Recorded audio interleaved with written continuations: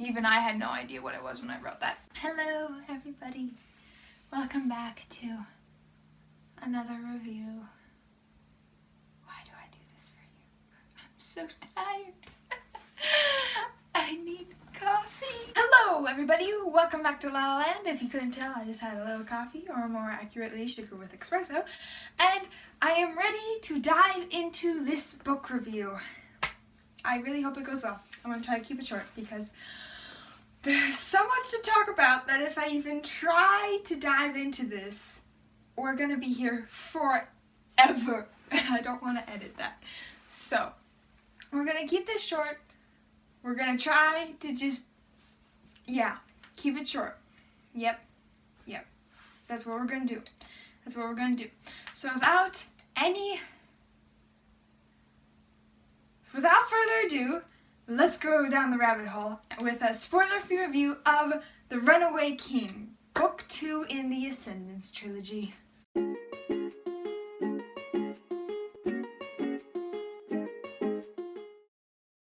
Okay, now before we go any further, I did just say that this was spoiler-free, and it is. It's going to be spoiler-free for the second book. I'm going to do my best to keep it spoiler-free. There's some, just 3 things I want to talk about, but they're probably spoilers, so I'm not going to talk about them. But there are going to be spoilers for book 1, which is kind of obvious since this is book 2.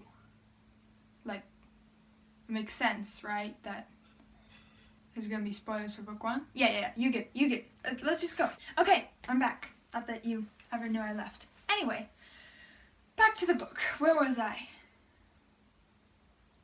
I'm just going to assume I haven't said anything yet.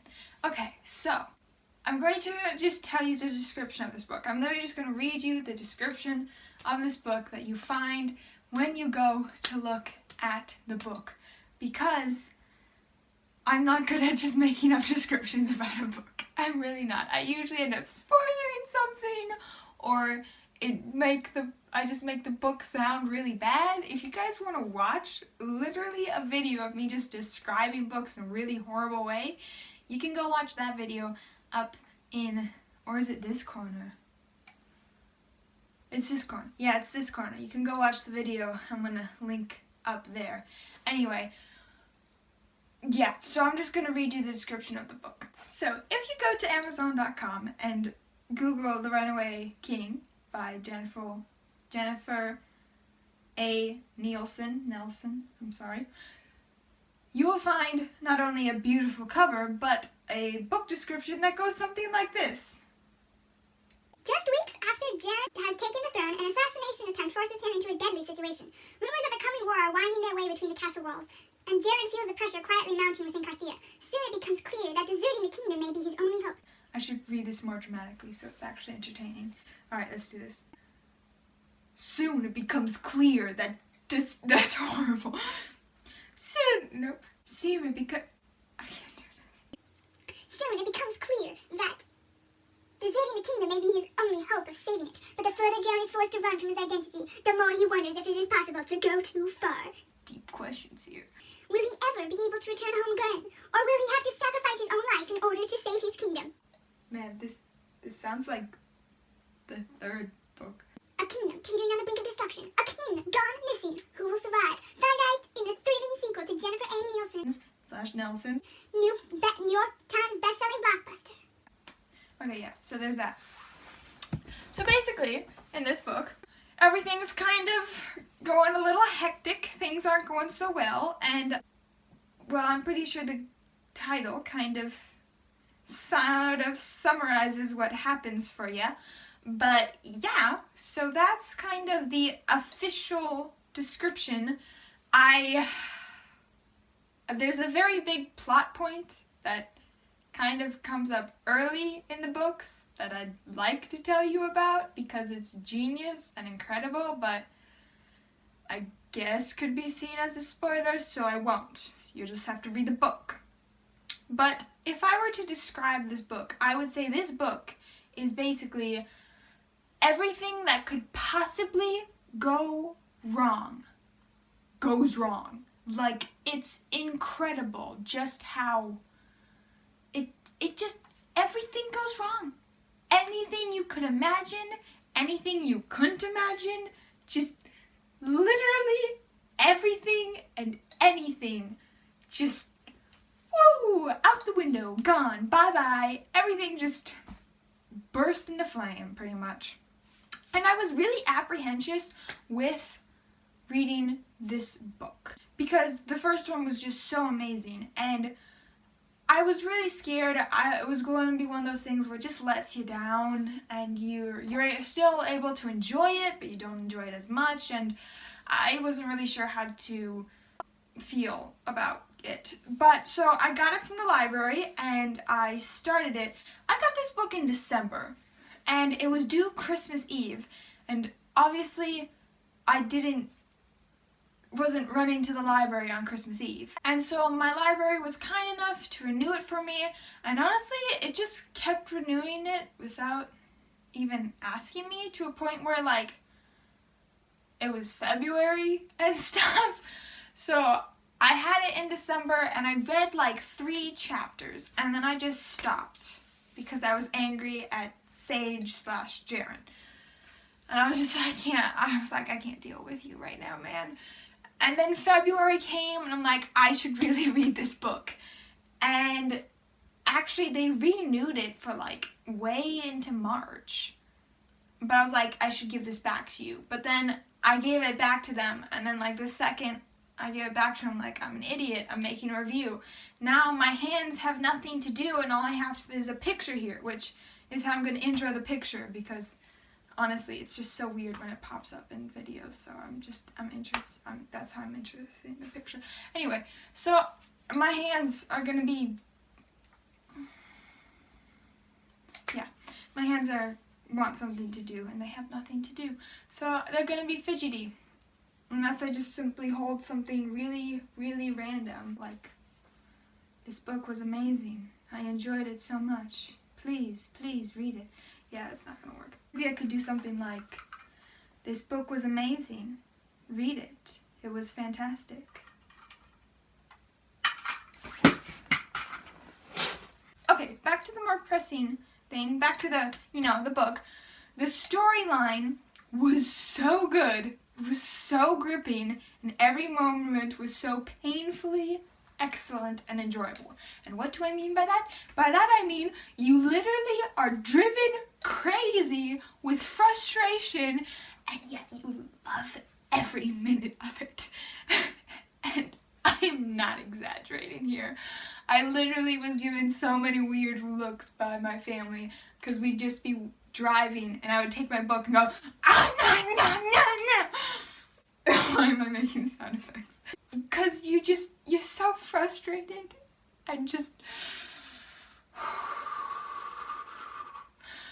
but in the end you really love it. You love just it's so juicy. You love every second of it and enjoy it so much, and it's just so riveting and exciting, and it just grabs you and pulls you in, and you can't escape. And it was surprising at times. I would actually be surprised, where I was like, what just happened? Like, what are you doing? Where did you come from? And that was really fun to have in a book. A lot of the times, I'm not like a wizard where I'm like, I can foresee the future of this book. But I often can figure out what's going to happen, or at least have an idea of something that's going to be kind of thrown back up sort of into play. But in this, there were some things that generally surprised me and took me by surprise, and I was generally shocked at some point and infuriated at others. And it was really fun to have those moments. Again, just like in the first book, we had so many satisfying moments where it's milked so perfectly. Not too much, but you still are able to savor every moment. And it just, The other thing we had in this book, which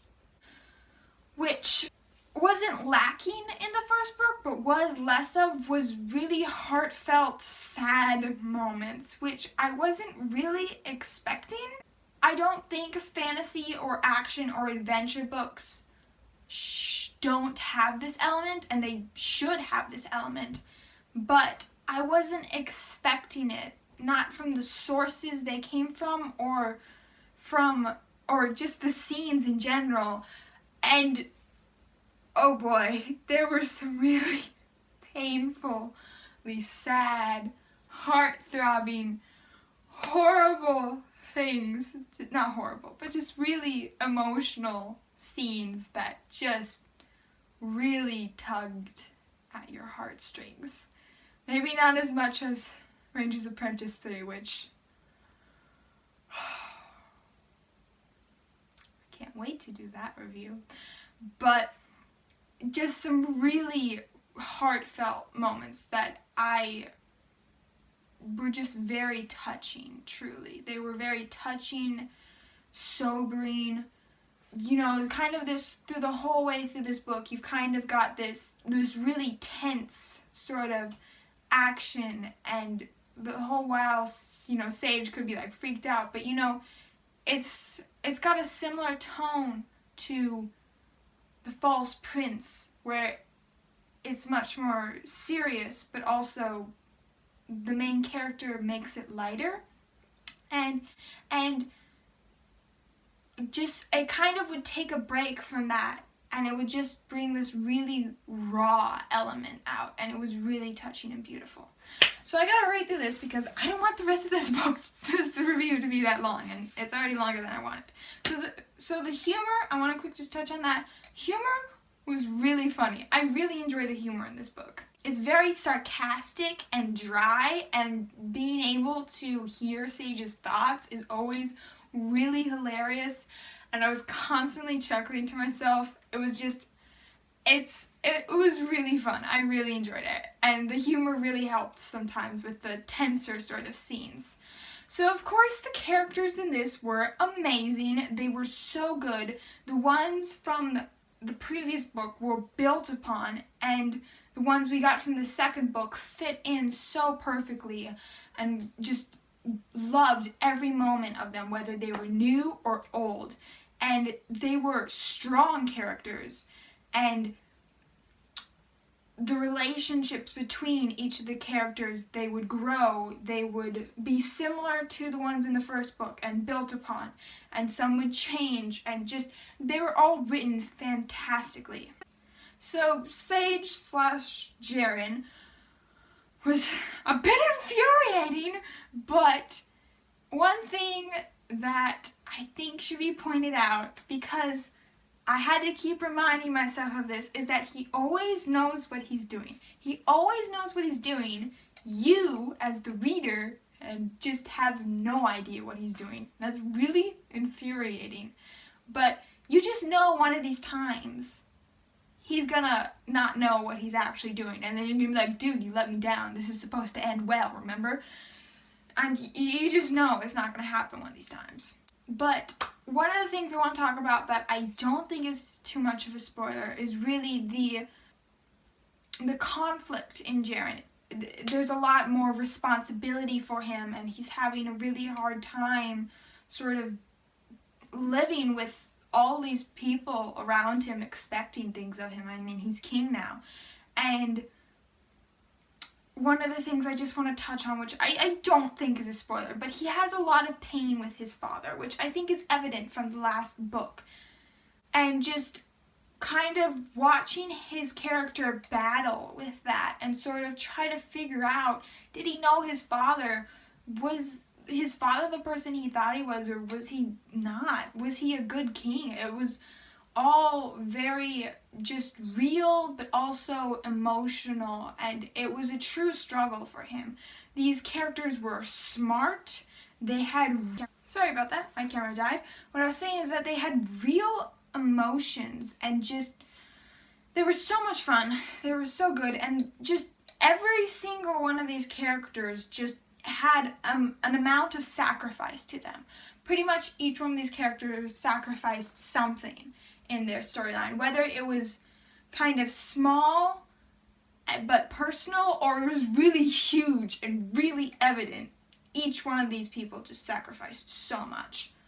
another thing I want to talk about is the world building, which, oh my gosh, I can't talk about that much because it's a spoiler, but I knew if I did spoilers, oh, I would be here forever. But the things I can talk about, I will. And one of the things I want to talk about is that there were more politics in this book. It wasn't that, didn't have that much politics, but it did show some of the politics of the kingdom. And real questions were asked that would go with the kingdom. You know, should this teenager be a king? Should we do this? There was a council, there was questions. You have a relatively good idea of the geography of the land, even though there's never like a map spread out in front of you. And you learn a little bit more about Carthia's culture. I don't think it's a spoiler saying, like, the thing that I have in mind was how they're talking about Carthia as a kingdom, opposed to other kingdoms, didn't wear black or dark colors in mourning. They would wear colorful colors to celebrate the person's life that had the lost person's life. They would wear colorful colors to celebrate the person's life who they had lost. I don't know if that's right. Anyway, also, like, I might cut this, but yeah, I can't say it. But we get a lot of world building, and it's really cool and really enjoyable, and I wish I could talk about it. So the storyline, I know this is just sort of out of the blue, but the storyline mostly pretty much just continues where it left off. It's only been a couple weeks, months, and yeah, like, that's pretty much where it just picks off. Yeah, so the storyline mostly picks up where it left off. Obviously, it follows Jaren, Sage, again, and it's just so riveting and so gripping and such an amazing adventure. I really had no idea where this story was going when I started, and I was so happy I read this book. I enjoyed it so much. I read it in like 3 days, which was pretty good. And I couldn't stop reading. Once I had started, I could not stop. I had to read every part of it. And while I can't talk about the storyline much, I just want to say it does a really good job. The storyline moves, and it does a very good job of showing the fight inside of Jaren/Sage, where we get to see who he is and who he was and what he's supposed to be, and just throughout the storyline we're in different places, and we get to see when he's comfortable, when he feels like he fits in, when he feels defensive, when he feels at peace, when he feels out of place, and we get to see more of who he is, but at the same time we get to know him a little less, because he's such an expert at being different people. You can sometimes get confused, and I think even though you still see that where there's multiple Jaren/Sages running around, through getting to see him in different places and what he's thinking and feeling, you get to see a part of him knowing what he truly wants in life, and by what he wants, who he truly is. And I think that was very expertly well done. It may, to some of you guys who read it may have been completely obvious. To some of you, it may have been more subtle. But I really enjoyed that part. The author just did such an amazing job. Just absolutely blown away. Again, just so fantastic. Great job, Jennifer. Just well done. Every moment was gold. Just gold. There was mystery, there was fighting, there was action. I know I didn't talk a lot about the action, but just fight scenes can be very confusing, and these weren't that confusing, which thank you. The characters and the storyline, so beautiful. The descriptions were clear, they were vivid, they were just so good. There was some expectation subversion, which is always fun, and I was honestly surprised, so well done. I really thought this book in some cases there were some things I thought would go one way and then they'd go the other. And, you know, I wasn't disappointed. I wasn't upset that they went that way. I was still very happy with how things turned out. Sort of, a little. It was just so amazing, and it's an absolute must-read. I loved it. I think I would give it 4.8 stars. I'm not as sure if it was as good as the first one, but at the same time, it was so amazing. It was just great, and I loved it. And some things maybe were a little better. Maybe? I don't know. Pretty close. Pretty even there. Other things were, I don't know. Part of me thinks I'm like, no, nothing can top the first book. And the other thing was like, dang, this was amazing. So I'll give it a 4.8, which is kind of like my, you're not a 5-star, but you're definitely not a 4-star. It's like The Edge, which people might be like, then why don't you give it a 4.9, which I don't know why I don't give it a 4.9.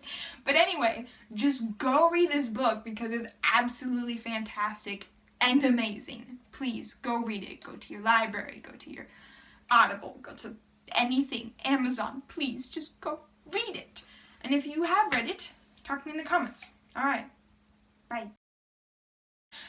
JK, so now I just want to touch on a few little things that are spoilers. So, spoiler warning. And honestly, I might just end up cutting this anyway. So, yeah. I'm not going to go over the things in more details like I usually do. One of the things I do want to talk about that's spoilers is the plot and the storyline was genius with Eric and the pirates. It was so good. Also, I found the Pirates Code just a little ironic because pirates usually don't have moral codes. But just having Sage with the pirates and the thieves, having Sage become a pirate, I have to say, I really thought he was gonna be like the Pirate King. I thought he was gonna beat Devlin? And he did, technically speaking, but that's not how he became the Pirate King.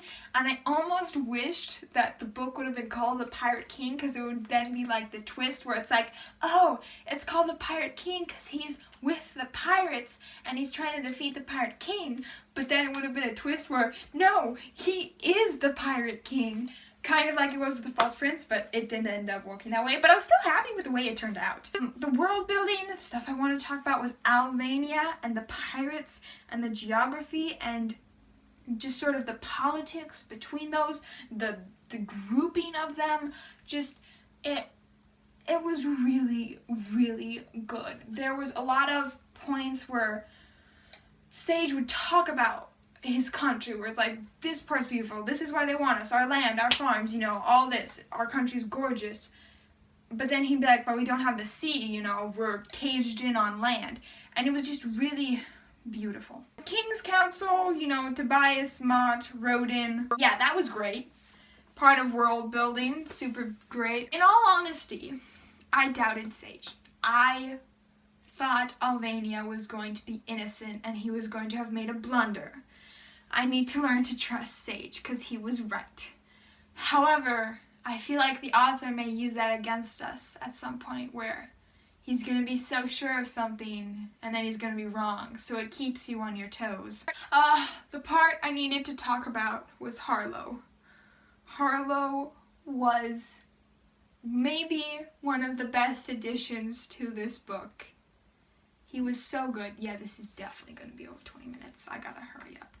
Harlow was basically what the embodiment of what Sage wanted, sort of, as a father. The embodiment of what he never had in his father. He was a father figure for Sage. I still call him Sage, I'm sorry. He was kind and loving and still a good person and a leader and strong. And just that moment where he hugs Harlow and he knows, he monologues in his head when Harlow hugs him back, "My father would never do that."